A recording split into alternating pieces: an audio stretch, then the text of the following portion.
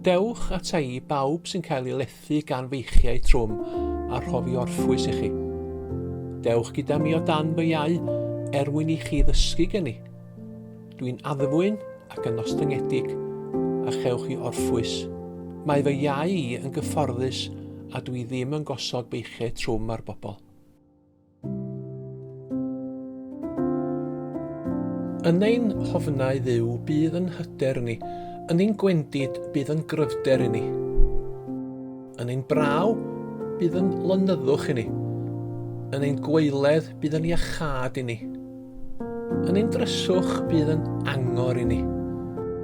Yn ein ansicrwydd bydd yn graig i ni.